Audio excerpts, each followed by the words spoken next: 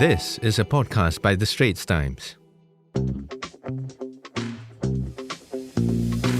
Hello, I'm Suen Tan, business correspondent at the Straits Times. You're listening to HeadSTart on Record, our newly revamped podcast series by the Straits Times that gives you a leg up in money and career matters. Today, we are going to talk about investing as an undergraduate. Finance literacy experts keep saying, start early. But how early is early enough? Can an undergraduate without a full-time job start investing with just $100 a month? And if they choose that path, what should they look out for? Universities here even have clubs that help undergraduates to start investing. Over at NTU, the Investment Interactive Club helps to link students to the finance community and hone their practical investing skills. It was founded in 1999 and now has over 5,000 members.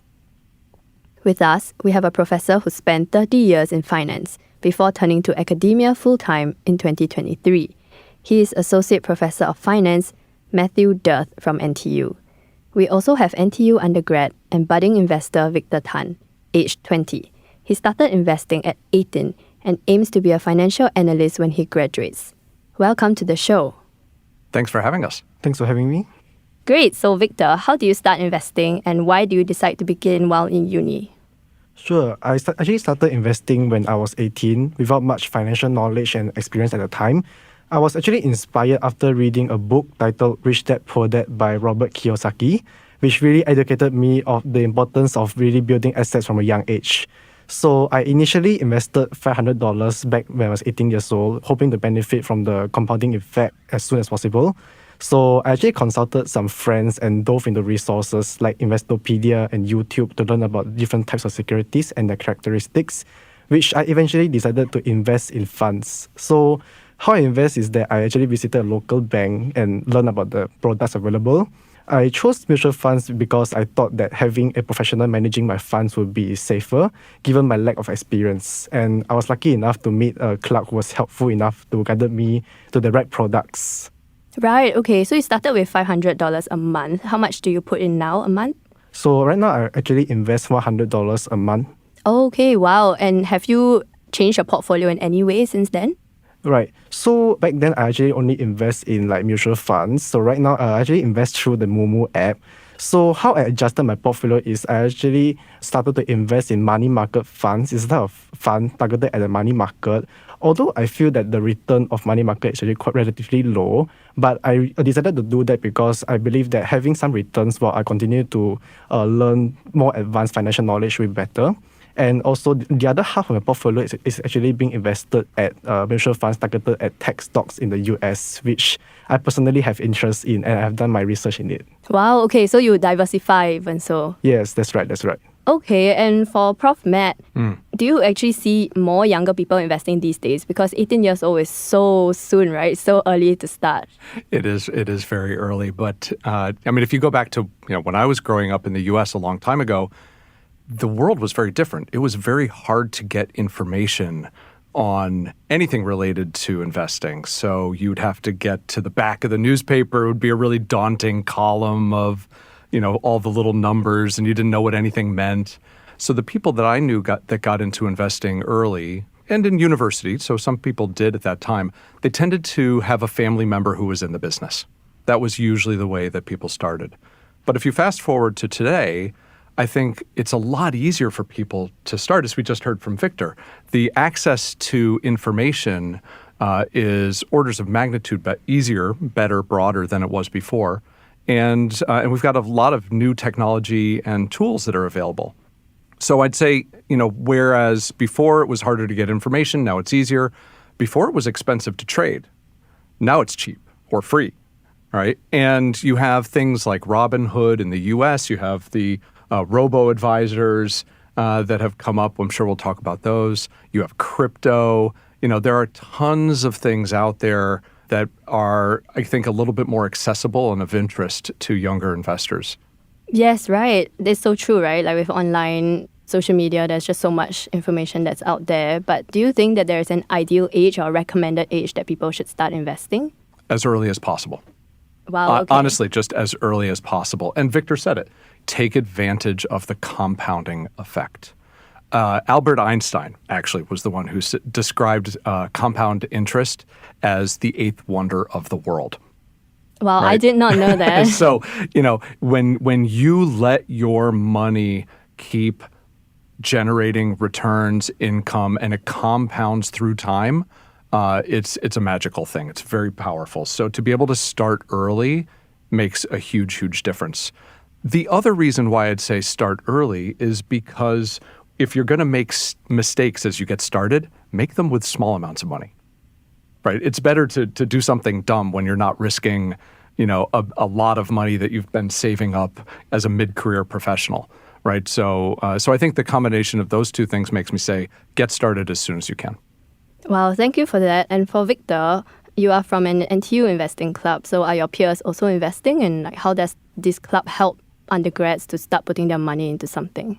Okay, so basically, I'm from the Investment Interactive Club from NDU. So how we help general investors is that we actually have educational sessions conducted weekly. So one of the sessions is actually for beginner investors who we will teach about basic economic and investing concepts, whereas the other is for more advanced investors, which we will teach about like valuation methods. So I believe these two types of courses, they help different types of investors based on their experience level. So my peers in the club are actually, everyone is basically investing, but I would say that everyone has their favorite securities to invest in. So what I know, right, is actually most of my peers, they actually started to invest in fixed deposit because that is allegedly the safest security that you can invest in. While even some experienced peers are even trading stocks since a young age. So yeah, I agree with Prof. Matt, as he mentioned that investors are generally getting younger as a lot of information and also a lot of organizations are working hard to really instill financial literacy among the youth generation. So yeah, that really sums it up. Right. So when you started investing at 18, were your peers also at that age already thinking of investing, or was it just you? I would say my peers when I was 18 years old, we actually did not have much knowledge about what kind of securities are there to offer. We only know about the conventional bank fixed deposits. So I guess I'm quite early to really interact with this kind of new securities. These are bonds, stocks, and all these products. So yeah. Right, okay. And for the NTU Investing Club, are there other activities that you do besides teaching people to invest, like for example, business networking? Right. So for our educational events, we actually offer networking sessions with industry professionals. Not only that, we also hold like 5 financial events which targeted the entire community of Singapore. So we actually have 5 financial events, namely the National Cash Flow Competition, Singapore Financial Conference, Alternative Investment Symposium, the Eurasia Asset Management Challenge, and also the Singapore Global Money Week. In essence, all these financial events, we aim to instill financial literacy among all generations in Singapore. And we actually work with government agencies, external companies, and also NTU clubs with the same goal to really further educate financial literacy. And just curious, Victor, because since you started investing at 18, did your parents know about it at that time, or did they have anything to say?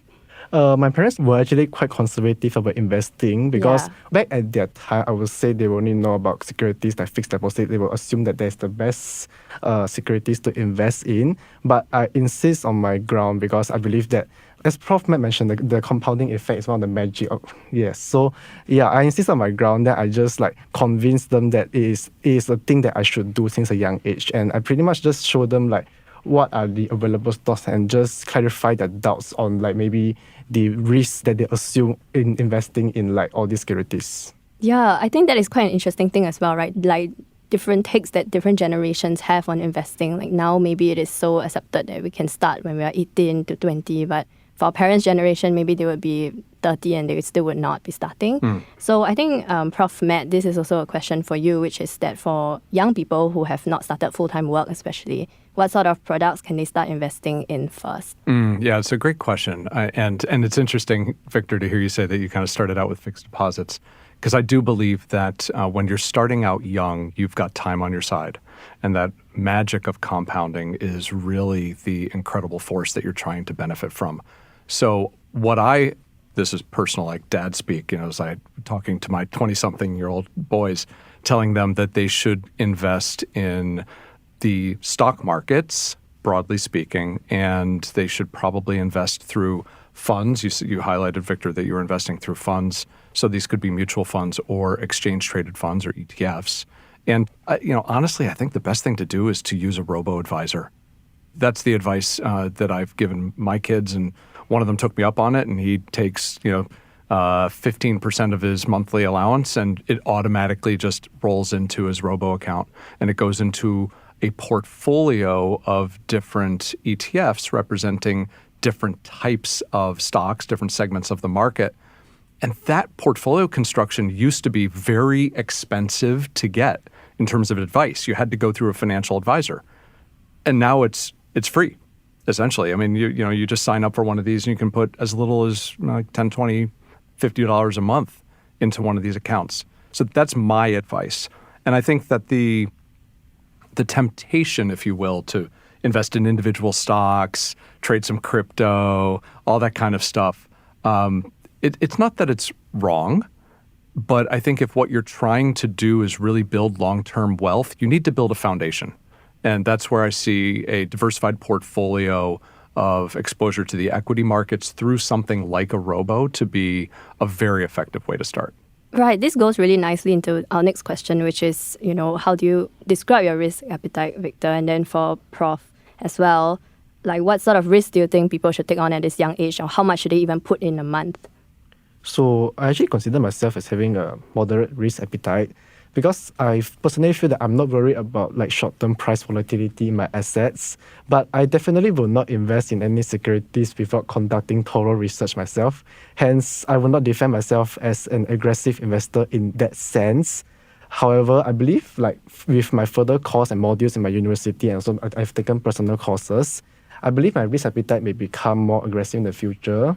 So hence, with the increase with the financial knowledge, I'm confident that I will be more confident investing in riskier securities like maybe stocks or commodities or securities like this.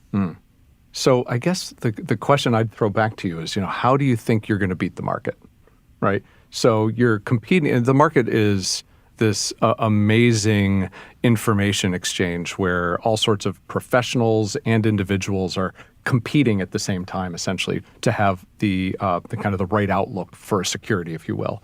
And in my experience consulting with professional investment managers, the very best of them are right about 60% of the time. That's it.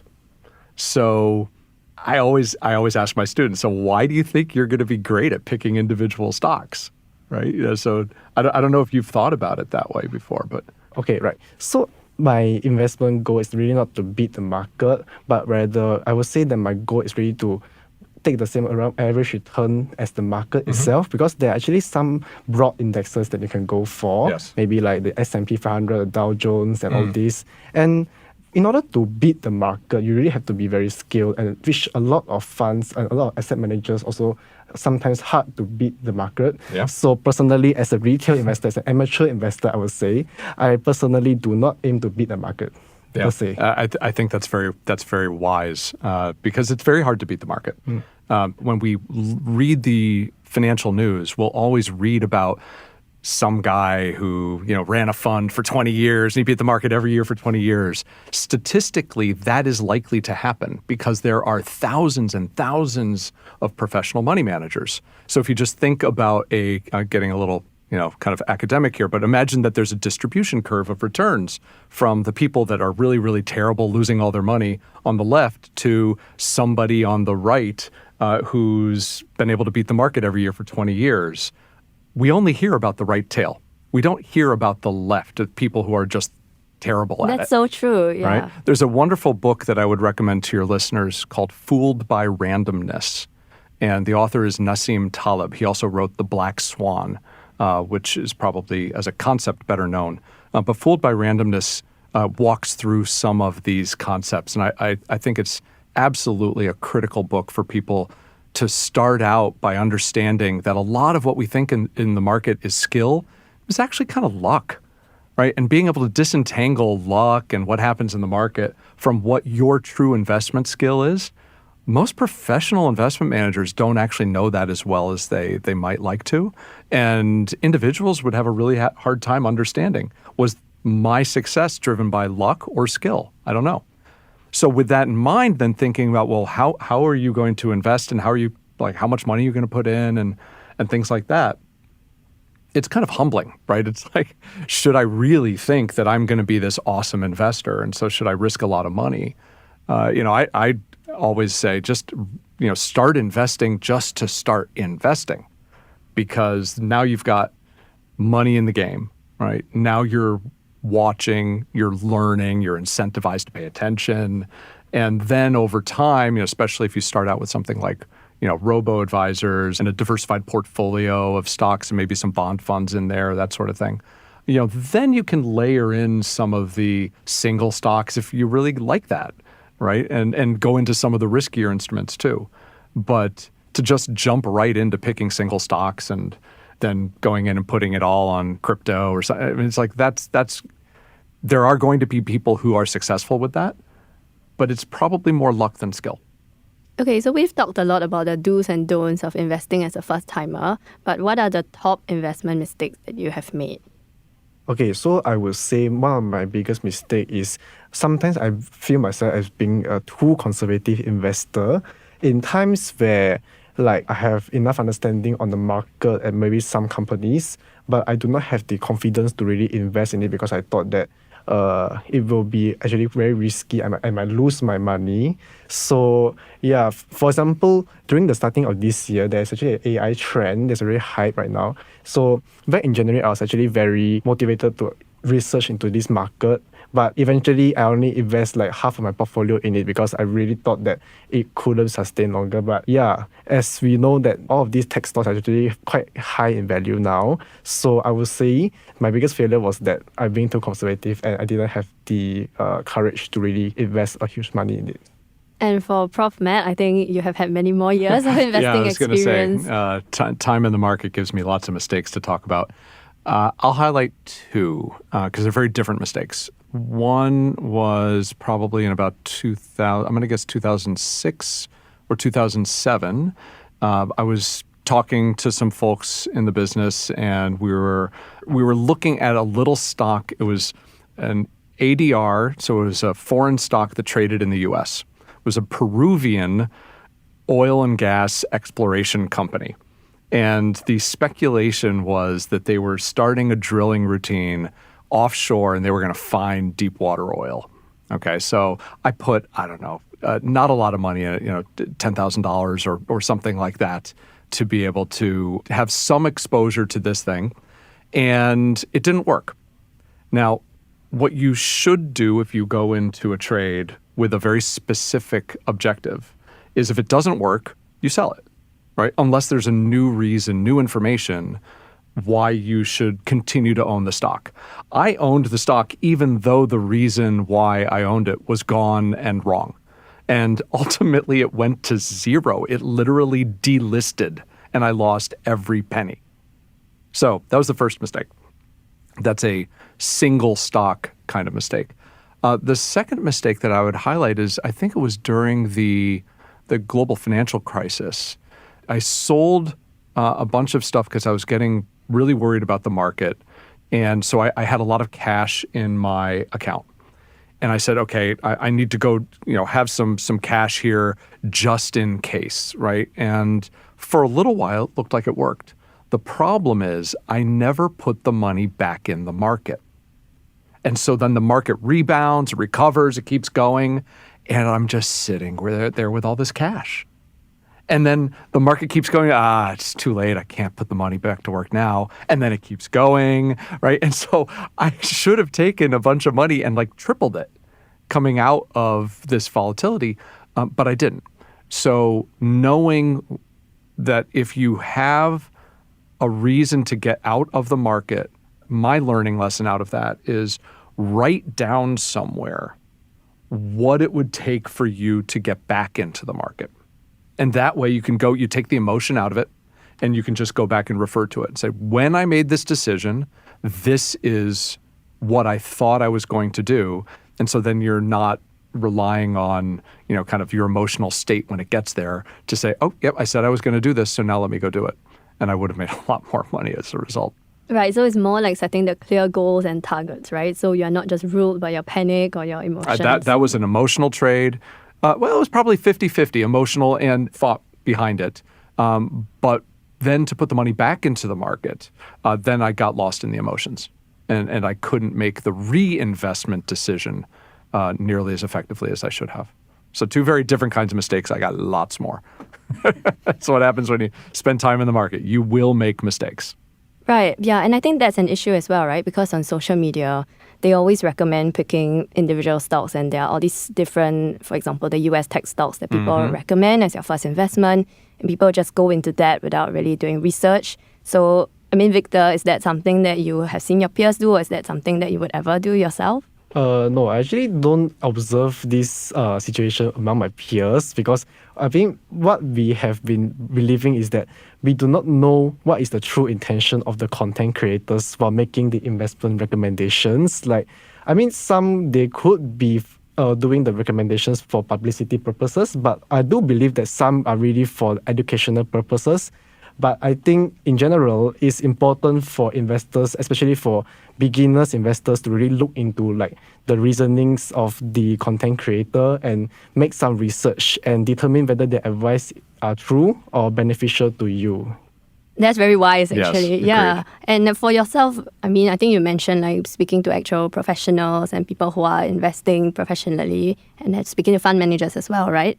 But where else do you get your knowledge from? Do you read, for example, analyst reports, or how do you make sure that you stay on top of the market? Right. So basically, I have a group of friends where we will actually take turns to read the market news, and we will make market roundup reports by ourselves, by weekly. So we'll take shifts to do that. Great idea. So we will read through each other's work. So we get, because sometimes you may not be free in some weeks. So in that case, it's a good opportunity for us to really look through what is going on in the market every week in a consistent basis. Wow, so you do your own homework that you assign to yourself. Yes, that's right. Okay, I'm Yeah, really very smart. impressed. Yeah. Because I think this also happens, right? Which is people like to react impulsively or emotionally, especially if they are a first-time investor. I think in the last few weeks, we have seen like some market shocks and things happening that could have wiped out most people's, like US equities, for example, if that's what their portfolio is heavily weighted in. So how do you like kind of train yourself, Victor, so that you are not afraid or you don't panic and make like impulsive decisions? Right. As you mentioned, for the last few weeks, it was really rough for a lot of investors. Yes, I actually definitely. got pretty anxious during that time. Yes. But eventually, I actually just sat down and reflected on the market trends. Then I just thought that it should be only a short-term volatility. So all I believe is that you do not time the market, but what we should do is really let the time be your friend and just use the compound benefit, because in the long term, the investment is definitely going to go up in value, as what statistics has shown. So yeah, I mean, how do I train myself to do this is that just sit down and just reflect on what is the current market trends and think back initially, why do you choose to invest in this? Because the reason to invest in this probably has gone through a lot of research and homework by yourself. So you should stand on the ground and not let your emotions control you. Right, so it's really just the age-old advice of taking a step back, having a cup of tea, and Yes. deciding that life is okay. Okay, and for Prof. Matt as well, because we know that especially uni undergrads, they're not full-time traders, right? Yeah. And you were mentioning that it's very hard because even professionals don't always get it right. So what sort of options are accessible to them in terms of where they can get their knowledge from? I think we've heard from Victor for some of the things that they do as business school students, but I guess for the general mass of students, where would they actually go to for advice if it's not TikTok and social media? It's a great question. And one, I'm like, hey, boomer, it's a little hard for me to answer to a certain extent because these guys are so much younger, and we didn't have any of these kinds of resources like Reddit groups and any of that when I was growing up. That said, if what you are going to do is try to build from a very stable base. If you're young, you should be getting equity exposure, not fixed deposits. You can afford more risk. You mentioned compounding again. Like the expression is, you want time in the market, not timing the market. Right? Most of us are terrible at market timing. We panic and all of that. So if you've kind of set yourself up to have something kind of go in an automated way. You're getting, kind of consistent exposure to equity markets. You have time to do a little reading. You have time to do some homework. Don't look at the value of your portfolio every day, right? I have an app for my portfolio. I haven't opened it in months, right? Because I know that when I set it up well to carry me through choppy markets, right? So I don't have to look at it. So what can you do? Where can you get your information when you're young and you're trying to learn? I think that there are going to be some good basic books or websites, like an Investopedia is a good one, where you can learn about concepts like diversification of portfolios, compounding, dollar cost averaging as a way of putting new money to work, things like that. So I think it's really kind of about stepping away from the social media sources. Again, it's hard to assess quality. It's hard to know what the motivations are behind the people that are making these, and go to where you can see, this is something that appears to be relatively professionally done, and just read. Be a sponge, right? As much as you can. If you're excited about it, that's where I'd start. If you're not excited about it, right, you don't really get energy from trying to think, I'm going to pick the next NVIDIA, then actually just do the basics. Just save, put the money in the market, and let time work. You don't have to be an expert. You don't have to try to beat the market. Right, because things like robo-portfolios, they can just balance it for you. Right? Exactly. Yeah, so for me, that's where I would tell my kids to go. That's really good advice, actually. Yeah, especially now when there's just so much information floating everywhere, right? Yeah. So for Victor, I think we've talked a lot about your investment journey. What lessons do you think you've learned, and how do you think they can apply, even in your future career, for example? Right, as mentioned, for the rough markets have actually made me anxious. So I guess the most important lesson that I learned was that I should not let any emotions control myself, my actions, especially during investing and in my career. So I think this lesson will definitely be useful in my future career and, investing in general, as I believe discipline is what sets one apart from others. Okay, and what are your investment goals? Like, do you think of what you are investing towards, like a BTO or a car, or even, just a really big holiday? Okay, so my investment goal is really to retire at a younger age. Okay. So basically, my thought process is that I hope to acquire enough assets that could generate sufficient cash flow for me in the future. So to the extent that I face less financial pressure in my career. So I do not really think investment as an avenue for me to retire entirely, but rather to just reduce my financial pressure and just enjoy life in general. Wow, okay, so you're thinking of retirement age 20. That is very, very wise, I think. Yes, agreed. Yeah, so I think, Prof, the last question for you is, what skills or mindsets do you think are important when people get into investing? I think you've spoken about the practical things they should and shouldn't do, but in terms of mindsets or even, analytical skills, for example, what do you think is important? Yeah, I think from a mindset perspective, it's that desire to start small and learn. You got to start with this as a learning journey, right? So that first step, every journey of 1,000 miles, right? So if you start with a good first step, that gives you time to learn. And then be curious, right? Go out there and learn as much as you can, read a lot. Again, I personally would say a lot of the stuff on social media is probably not where I would go for your fundamental understanding of investing. But at the same time, where do you go and what kind of mindset do you bring? Don't freak out. Markets go up, markets go down. I remember I was 20 in 1990. We'd just come through, the 87 crash. We were in a recession. Is that a good time to invest? Not a good time. I started investing as soon as I graduated and had any income. Then, dot-com bubble burst, and if you look at where the stock market was at that point in time, people freaked out. The market's so much higher than that.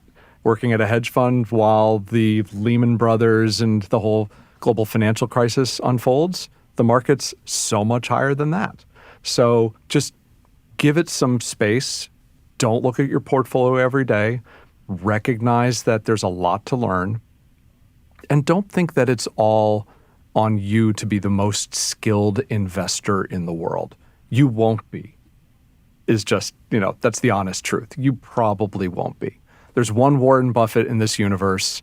His name is Warren Buffett. It could easily be somebody else in a parallel universe. it's probably not going to be you. But that doesn't mean that you can't do well for yourself by kind of being patient and being thoughtful as you start your investing journey. Thank you. Well, that's a wrap for this first episode of HeadStart on Record. Thank you, Prof. Matt and Victor, for your insights. It was a pleasure to have both of you on our show. Thanks for having us. Thank you.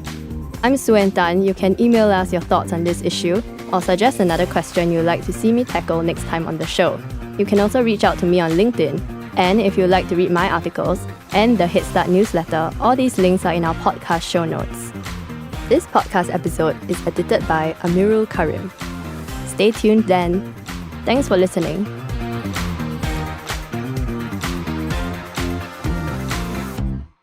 Send your feedback to podcast@sph.com.sg. Find us on Apple Podcasts, Spotify, or within our Straits Times app. Thanks for listening. Do note, all analyses, opinions, recommendations, and other information in this podcast are for general information purposes only and are not intended to be relied upon as financial advice. You should not rely on them in making any decision. Please consult a fully qualified financial advisor or professional expert for independent advice and verification. To the fullest extent permitted by law, SPH Media shall not be liable for any loss arising from the use of or reliance on any analyses, opinions, recommendations, and other information in this podcast. SPH Media accepts no responsibility or liability whatsoever that may result or arise from the products, services, or information of any third parties. All opinions expressed by participants in this podcast are solely their own and do not reflect the opinions of SPH Media.